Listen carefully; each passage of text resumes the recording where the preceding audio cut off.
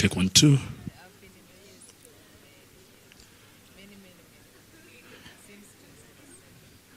Boville, Roy, and John, kindly come.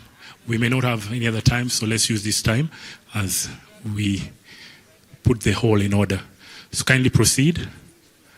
And when they signal us, with all humility, we apologize. But this could be the only time we may have. Kindly just proceed.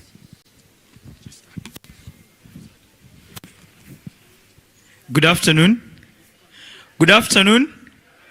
So there's this one rallying call used by scouts just to make sure everybody's attentive. So when I say boomba laka boom boom boom, can you say boomba laka boom boom boom? Yeah, so you reply with kachinga laka ching ching ching. Are we together? Let's try it. Kachinga laka ching ching ching. So when I say kabumbala, you say kachingala. Sawa sawa? Kabumbala kaboom boom boom. Kachingala kaching ching ching. Kaboom. Kaching. Kaboom. Kaching. Kaboom. Kaching. Thank you very much. So I'm glad I have your attention. I will take the shortest time possible because for the first time we are very excited to be partnering with the YouLead Summit in the continent. You can carry this wherever you go into your pocket. So we are very privileged to be partnering with the YouLead Summit this year. We have sponsored 20 delegates. I would want them to stand wherever they are and wave.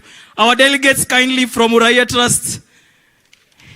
Yes, yes. So those are our people. They are all over they are from all over the country. They do a lot of civic education work, teaching Kenyans about their rights and responsibilities. So today's session is briefly just to try and share our experience in trying to put together, of course, social accountability. And I have around 10 to 15 minutes, which I'm going to share between myself and my colleague Boville. Boville is here. And then we also have another lady from the back there called Kays. Kays Ndanu, please wave. Yeah, Kays is a disability champion and she will share her experience also partly to what social accountability has benefited them.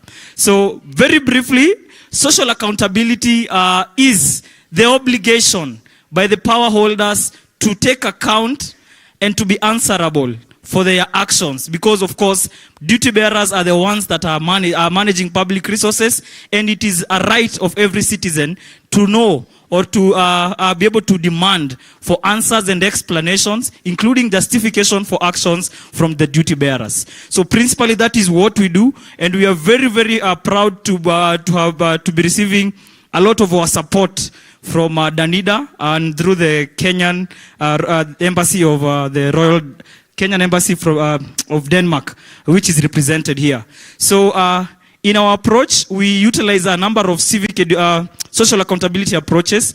Among them is, of course, what I've mentioned about budget tracking. And the reason why we are very keen on budget is because the budget process has a very, very central role in trying to, of course, address the numerous development challenges that we are having. So one of the things that we are very keen on is trying to see how well is the, of course, is the state involving citizens in terms of developing and planning for its resources. Secondly, we use another social accountability approach called community scorecard, which is simply trying to monitor service delivery. My colleague Boville will share more about a case study of one of the counties in Kenya that called Homa Bay, that has really reaped a lot of successes from the utilization of the community scorecard.